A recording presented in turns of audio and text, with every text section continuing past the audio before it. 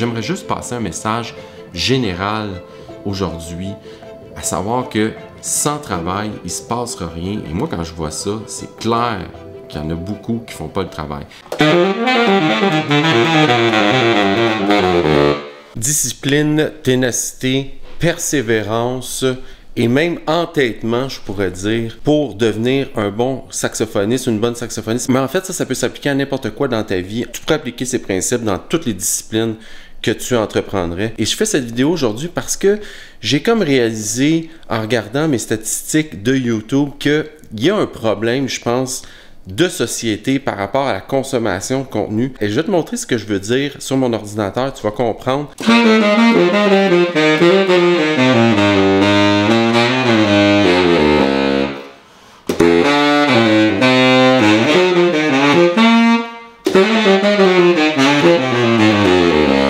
En fait, j'applique ça par rapport à YouTube, mais je pense que c'est général comme concept parce qu'on est submergé de trucs, de contenu, de nouvelles vidéos qui sortent, de nouvelles méthodes. On reçoit des emails, on reçoit des SMS, on va regarder notre Facebook, Instagram.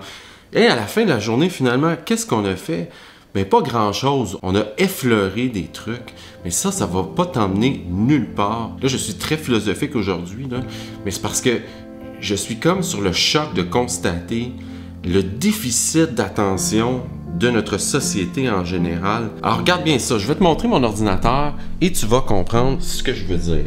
Ça ici, c'est une de mes vidéos que je viens de faire. Ça fait quelques jours, quelques semaines que j'ai publié ça.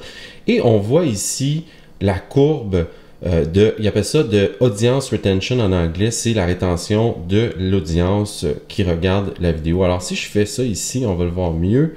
Alors c'est une vidéo sur le son que j'ai fait. Précision ici, ce n'est pas spécifique à ma chaîne, c'est comme ça pour la plupart des créateurs de contenu sur YouTube, du moins parce que c'est ça que je connais là. Ici, tu vois, c'est le début de la vidéo. Et qu'est-ce qui se passe quand on est rendu à environ 36 secondes, j'ai déjà perdu 40% des gens après 36 secondes. Alors là, évidemment, moi, je me questionne sur mon contenu. Qu'est-ce que je peux faire pour améliorer, pour garder les gens le plus longtemps possible? Et YouTube me dit, attention, peut-être que ton titre et ta miniature ne reflètent pas nécessairement le contenu que tu proposes.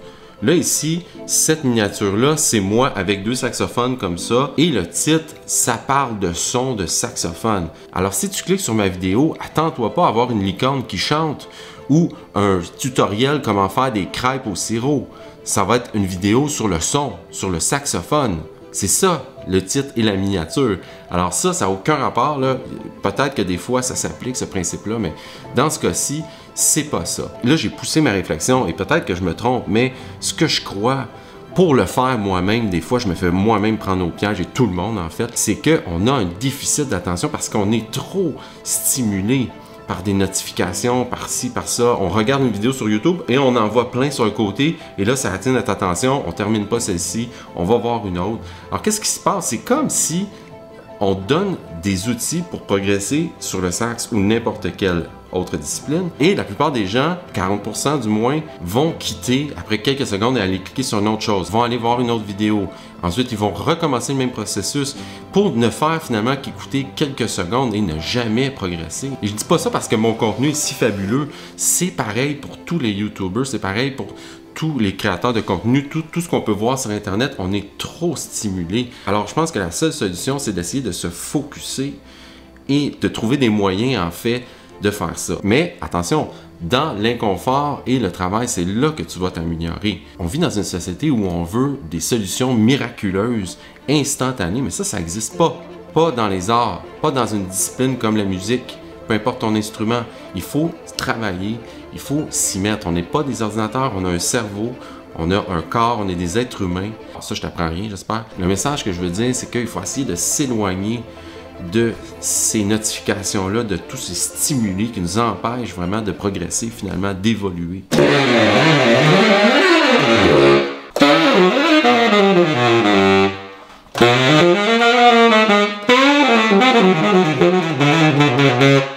En plus, les tutoriels que tu peux retrouver sur YouTube, les miens ou les autres, c'est du matériel gratuit. Tu vois, le sujet de cette vidéo, j'ai appris ça quand j'étais à l'université. Ça m'a coûté plusieurs dizaines de milliers de dollars étudier à l'université.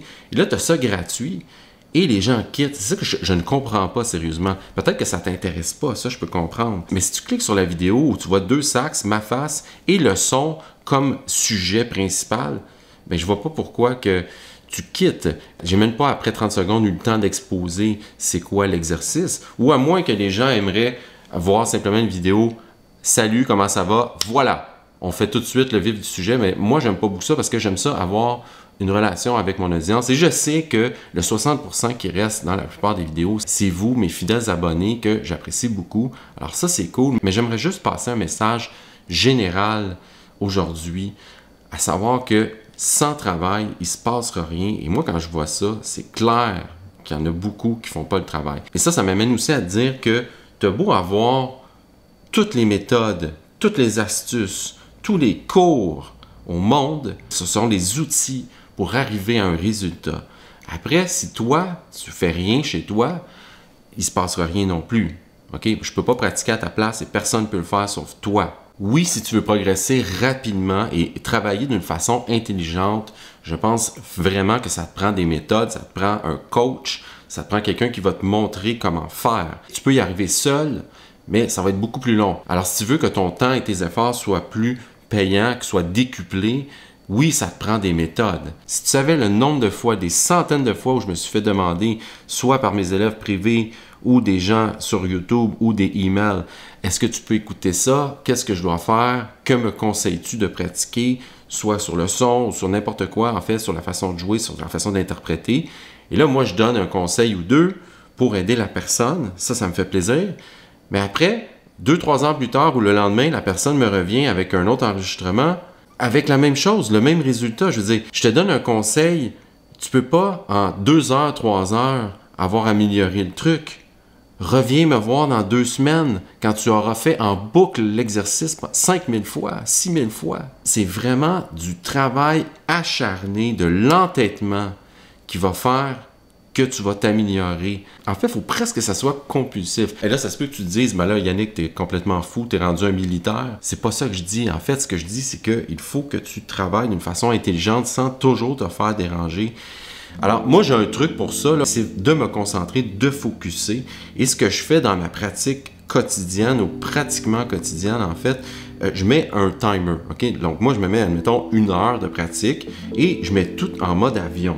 Tous mes appareils, ma montre aussi, tout en mode avion. Je ne suis pas atteignable pendant 1 heure. Et tu vas voir qu'au début, même, tu vas te surprendre à regarder ton timer et dire « Ah, mais ça me semble que ça passe pas si vite. » Et à la fin de ton heure, par exemple, si tu as 1 heure, tu vas vraiment avoir fait beaucoup de trucs. Tu vas être surpris toi-même. Ça, je te le garantis. Pour l'avoir vécu. Parce que là, après 15 minutes, tu ne reçois pas un mail et là, tu penses à des choses. Tu n'es pas concentré, tu n'es pas focus. Savais-tu que Coltrane pratiquait entre les sets quand il jouait dans un bar ou dans un spectacle? Alors, on voit tout de suite que cette personne-là, c'est un hard worker. C'était une personne avec un grand talent, effectivement. Mais il l'a exploité. Vraiment à un haut niveau. Et ça aussi, tu peux le faire. Ça ne veut pas dire que tu veux devenir un professionnel ou une professionnelle, mais toi qui pratiques bien va arriver à un niveau ici. Et toi qui pratiques de n'importe quelle façon, en te faisant toujours déranger, tu vas rester ici. OK? C'est ça que je veux dire. Si tu veux avoir ton plein potentiel à toi, il faut que tu appliques des méthodes de te concentrer. Et je pense que c'est le combat de tous aujourd'hui avec toute la techno qui nous entoure. Il y a une façon de contourner ça, c'est de focusser, c'est de se concentrer et c'est aussi de mettre le mode ne pas déranger et ou mode avion sur tes appareils. Garde toujours en tête aussi que dans ta pratique, il faut que tu pratiques des trucs qui sont de base. Si tu es débutant, du moins, ça c'est très important. Mais ce qui est important aussi, c'est de faire un travail qui va t'amener à te dépasser. Et ça peut être fait à tous les niveaux. Tu vois, si toi, tu es débutant, eh bien, tu peux travailler des trucs pour te dépasser toi-même. Alors, qu'est-ce que ça peut être? Ça peut être de travailler des gammes. Tu peux te dire, bon, mais moi, je vais tout apprendre mes gammes de blues ou je vais travailler les triolets parce que je trouve ça difficile, les triolets. Mais c'est se donner des buts, se donner des trucs qui te semblent, je dis bien, semblent impossibles aujourd'hui, mais que si tu persévères, ça va t'emmener ici. Si tu es toujours dans ton confort et tu joues toujours les mêmes trucs, ce que la plupart des gens font, et je te blâme pas parce qu'on est tous comme ça, l'humain, ça te ne mènera pas très loin. C'est-à-dire que tu vas garder tes acquis, mais tu vas jamais progresser. si tu veux progresser, il faut que tu te surpasses. Pour moi, par exemple, c'est de pratiquer des patterns dans chaque clé, des patterns de jazz, des trucs un peu compliqués dans toutes les clés. C'est aussi de monter des solos de grands saxophonistes. En fait, ça, je fais beaucoup ça ces temps-ci parce que ce sont des licks que je n'ai jamais vu, des lignes, en fait, très spécifiques. Là, je monte du Michael Brecker, je regarde aussi un autre solo d'une autre personne. Et ça m'amène à me dépasser. Alors, ça, c'est spécifique à moi. Toi, c'est différent. Ton voisin, c'est différent. C'est différent pour tout le monde. C'est à toi de cibler tes faiblesses et de travailler dans ce sens-là pour arriver à des résultats supérieurs.